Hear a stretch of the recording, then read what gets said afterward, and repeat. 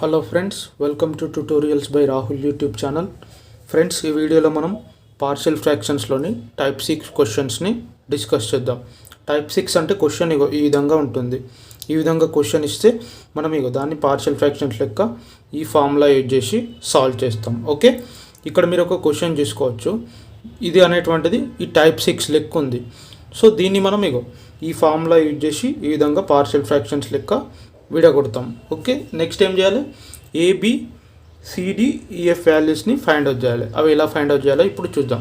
So first మనం ఏం చేయాలంటే ఈ 3 టర్మ్స్ని యాడ్ చేయాలి. ఎలా యాడ్ చేయాలంటే ఫస్ట్ మనం వాటి యొక్క డినామినేటర్స్కి LCM చేయాలి.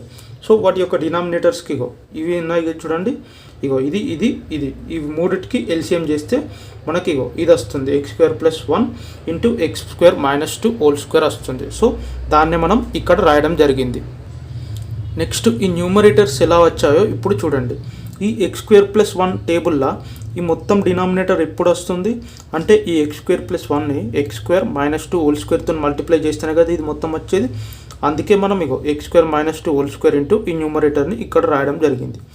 నెక్స్ట్ x² - 2 టేబుల్లో ఈ మొత్తం డినామినేటర్ ఎప్పుడు వస్తుంది అంటే x² - 2ని x² + 1 అండ్ x² - 2తో మల్టిప్లై చేస్తేనే కదా ఈ మొత్తం టర్మ్ వచ్చేది.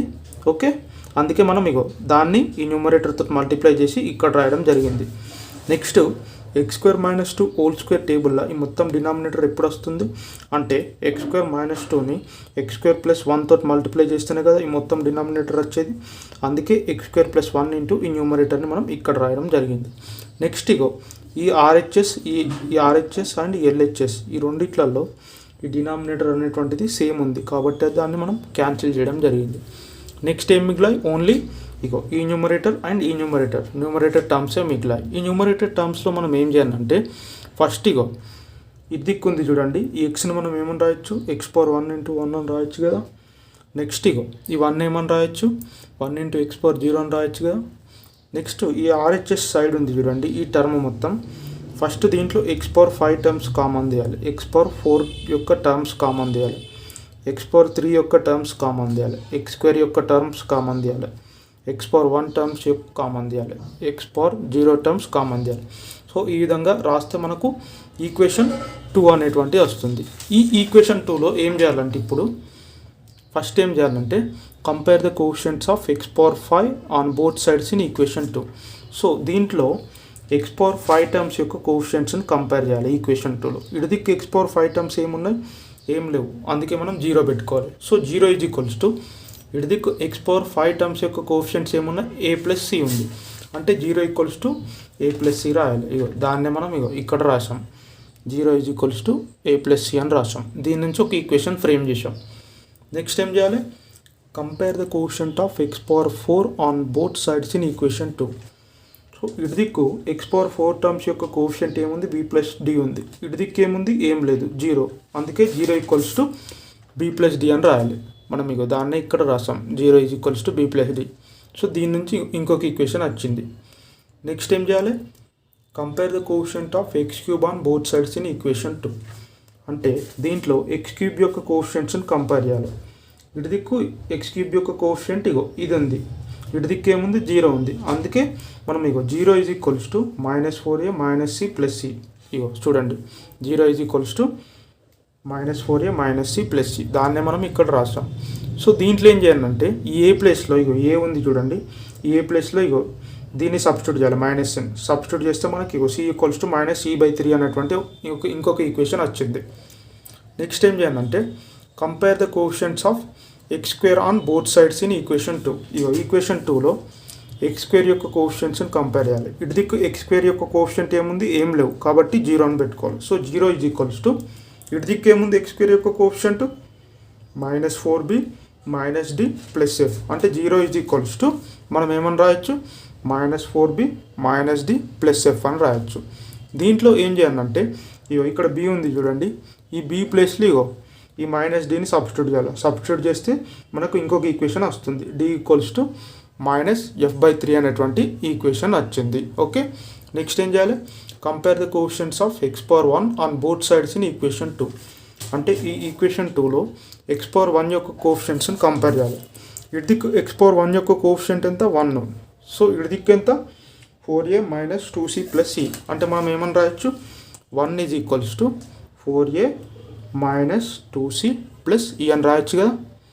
సో దీంట్లో ఏం చేయాలంటే ఈ ఏ ఉంది కదా, ఈ ఏ ప్లేస్లో ఏం సబ్స్టిట్యూట్ చేయాలంటే ఇగో already a equals to minus C అని తెలుసు. అంటే ఈ ఏ ప్లేస్లో మైనస్ సిని ఇగో ఇక్కడ ఏ ప్లేస్లో మైనస్ సిని సబ్స్టిట్యూట్ చేస్తాం. ఓకే, సో దీని నుంచి మనకి ఇగో ఇంకొక ఈక్వేషన్ వచ్చింది, ఈ ఈక్వేషన్ వచ్చింది. సో దీంట్లో ఏం చేయాలంటే ఈ సి ఉంది కదా, ఈ సి ప్లేస్లో మైనస్ e/3 సబ్స్టిట్యూట్ చేయాలి. ఆల్రెడీ ఇక్కడ చూసుకోండి సి ఈక్వల్స్ టు మైనస్ e/3గా, అందుకే ఈ సి ప్లేస్లో ఇగో మైనస్ e/3ని సబ్స్టిట్యూట్ చేస్తే మనకి ఈక్వల్స్ టు 1/3 వచ్చింది. ఈ 1/3ని ఏం చేయాలంటే నెక్స్ట్ ఇగో దీన్ని 7 ఈక్వేషన్ అనుకోవాలి.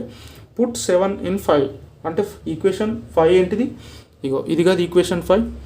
అంటే ఇక్కడ ఈ ప్లేస్లో 1/3 పెడితే మనకు సి వాల్యూ వస్తుంది. దాన్నే మనం ఇక్కడ చేస్తే ఈక్వల్స్ టు -1/9 వచ్చింది.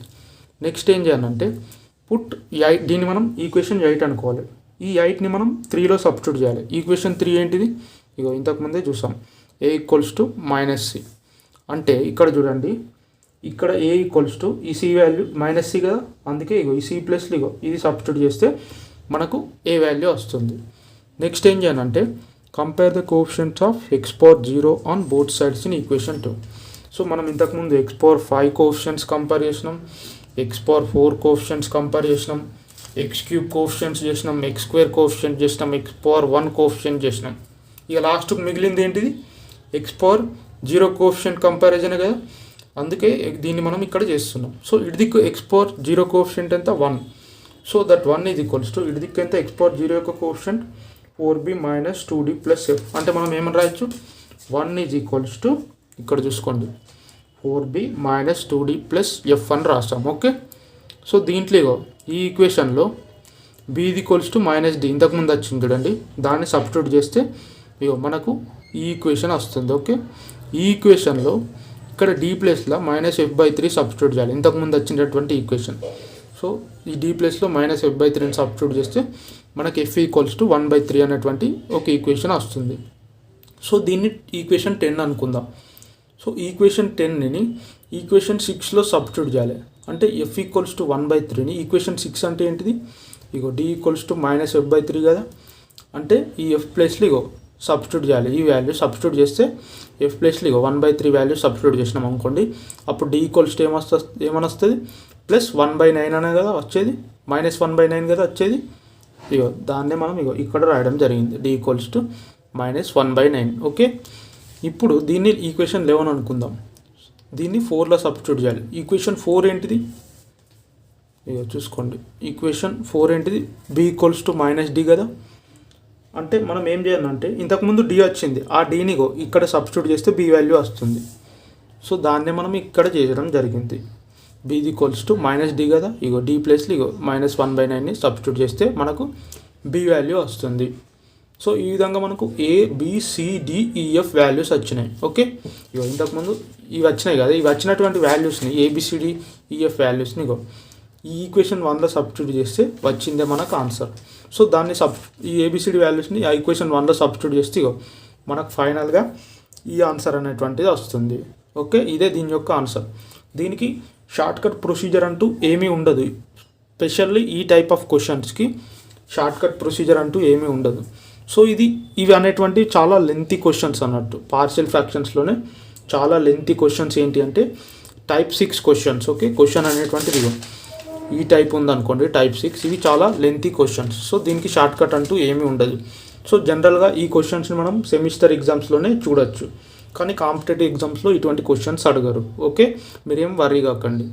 ఫ్రెండ్స్, ఈ వీడియో కనుక మీకు నచ్చినట్లయితే లైక్ చేయండి, షేర్ చేయండి, మరియు మన ఛానల్ని సబ్స్క్రైబ్ చేసి పక్కనే ఉన్న బెల్ ఐకాన్ని ప్రెస్ చేయండి. Thank you all for watching.